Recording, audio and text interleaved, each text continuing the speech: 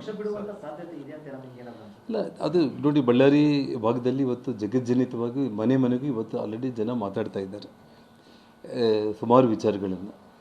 ಅಂದರೆ ಏನು, D K Shivakumar ಅವರು ಸತೀಶ್ ಜಾರಕಿಹೊಳಿ ಅವ್ರನ್ನ ಮಣಿಸೋದಕ್ಕೆ ಯಾರಾದರೂ ಒಬ್ಬರು ಬೇಕು ಅಂತೇಳಿ, ಅದು ಶ್ರೀರಾಮುಲನ್ನ ಹೇಗಾದರೂ ತೊಗೋಬೇಕು ಅಂತೇಳಿ ಶ್ರೀರಾಮುಲಿಗೆ ಇಲ್ಲಿ ಇರೋ ವಾತಾವರಣ ನೋಡಿಕೊಂಡು ಇದೆಲ್ಲ ಕೂಡ ನಾನೇ ಟಿ ವಿಗಳಲ್ಲಿ ನೋಡ್ತಾ ಇರೋದು. ಅದೇನು ನನಗೆ ನೇರವಾಗಿ ಬಂದು ಯಾರೂ ಹೇಳಿದ್ದಂತಲ್ಲ.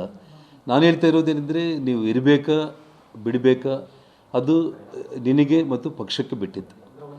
ಇದು ಜನಾರ್ದನ್ ರೆಡ್ಡಿ ವಿಚಾರ ಅಲ್ಲ, ಇದು ಅಲ್ಲ ನಾನು ಹೇಳ್ತಾ ಇರೋದು, ನನ್ನ ವಿಚಾರ ಅಲ್ಲ ಅದು.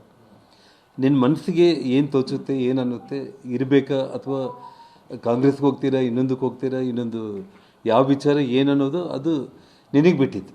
ಯಾಕಂದರೆ ಅದು ವ್ಯಕ್ತಿ ಸ್ವಾತಂತ್ರ್ಯ ಅನ್ನೋದು ಇರುತ್ತೆ.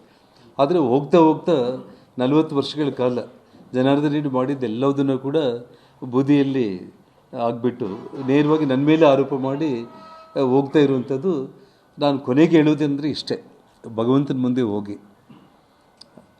ಆ ತಾಯಿ ಬಳ್ಳಾರಿ ದುರ್ಗಮ್ಮನ ಮುಂದೆ ಹೋಗಿ ಮೊಣಗಾಲ ಮೇಲೆ ಬಿದ್ದು, ನನ್ನ ಸ್ನೇಹಿತನಿಗೆ ಭಾಳ ನಾನು ಆರೋಪಗಳು ಮಾಡಿದೆ, ನಾನು ದ್ರೋಹ ಮಾಡಿದೆ, ತಾಯಿ ನನ್ನ ಕ್ಷಮಿಸು ಅಂತೇಳಿ ಕಣ್ಣೀರಿಂದ ಹೋಗಿ ಆ ತಾಯಿಯನ್ನು ಪ್ರಾರ್ಥನೆ ಮಾಡಿಕೊಂಡ್ರೆ ಏನಾದರೂ ಆ ಭಗವಂತ. ಯಾಕೆಂದರೆ ನಾನು ಕರ್ಮ ಸಿದ್ಧಾಂತವನ್ನು ನಂಬಿರುವಂಥವ್ನು. ನಾನು ಮೊದಲಿಂದ ಕೂಡ ಯಾರು ಏನೇ ಹೇಳಿದರೂ ಕೂಡ ಸಿದ್ದರಾಮಯ್ಯ ಅವರು ಹೇಳ್ತಾ ಇರ್ತಾರೆ, ಇಷ್ಟೆಲ್ಲ ವಿಜ್ಞಾನ ಬೆಳೆದಿದೆ, ಇಷ್ಟೆಲ್ಲ ಆದರೂ ಕೂಡ ಇನ್ನೂ ಕರ್ಮ ದೇವರು ಅಂತ ಇನ್ನೂ ನಂಬ್ತಾರ ಅಂತೇಳಿ ಮೊನ್ನೆ ಒಂದು ತಿಂಗಳ ಹಿಂದೆ ಯಾವುದೋ ಒಂದು ಸಭೆಯಲ್ಲಿ ಮಾತಾಡ್ತಾ ಇದ್ರು.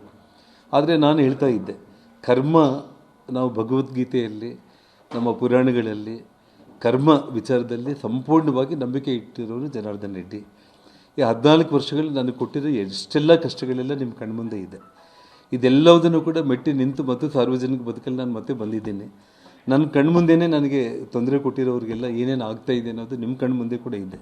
ಹಾಗಾಗಿ ಕರ್ಮ ಯಾರನ್ನು ಕೂಡ, ನಾನೇ ಆಗಲಿ ಇನ್ನೊಬ್ಬರಾಗಲಿ ಯಾರನ್ನು ಕೂಡ ಕರ್ಮ ಅನ್ನೋದು ಬಿಡೋ ಪ್ರಶ್ನೆನೇ ಇಲ್ಲ.